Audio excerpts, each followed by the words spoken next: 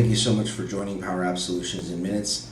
So in the previous video, we worked with the Copilot and the topics that you can create to customize the behavior of your Copilot. And I had promised that we would create a case in Dynamics 365. And so we will do that in a later video. But first and foremost, I have a Power Apps environment that comes with some tables, approximately 25 tables here, and there is no case table, right? So what I want to showcase here is some of the AI tools that we can use as part of this process. So this is an intermediary video to get us to the point where we can create our case using our Copilot. So what table do I need? I need the case. So I'm going to go ahead and click here, create new tables.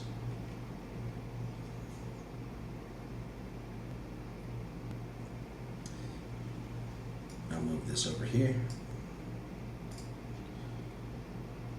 And so now we're going to choose an option here. Start with Copilot. There's a couple different options though you can see here. There's import a SharePoint list, which is in preview, but that sounds great because you could have a list of different columns that would represent your attributes in your table. You can import an Excel file. That seems pretty logical. We've been able to do that to a certain degree with some of the XRM Toolbox plugins out there. And then there's a start from blank, create new table. I'm going to try the start with Copilot, and I'm going to describe the table that I want to create. Please create a replica of the Dynamics 365 case table. Let's see what it does here.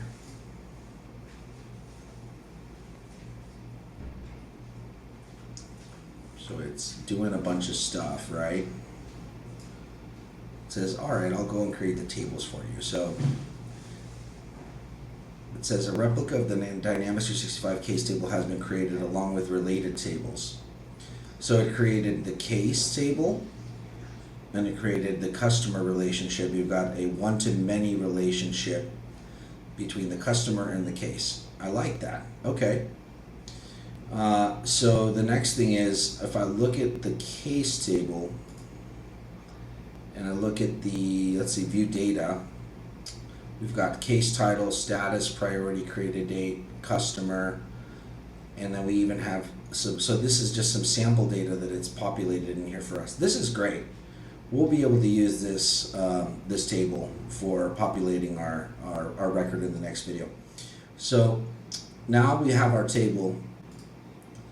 And one of the things I want to do is I want to go ahead and publish this. So you click save and exit. And if you don't want it to ask you again, just click that. Save again. So now we have a case table. And if we open up this table, we can see some records here. And we can see that there's 18 more columns.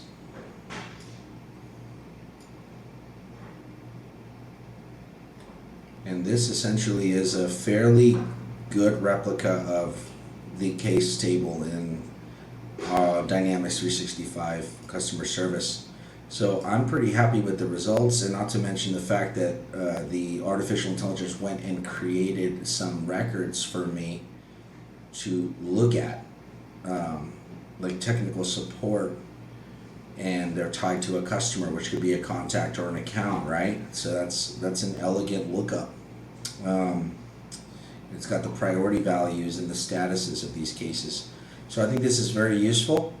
I think this is not bulletproof, but I think that in certain cases this may be a very useful way of development for model-driven apps. So in the next video, we're going to create a row in this table using our Copilot. So that means we're going to have to ask a little bit more information, potentially.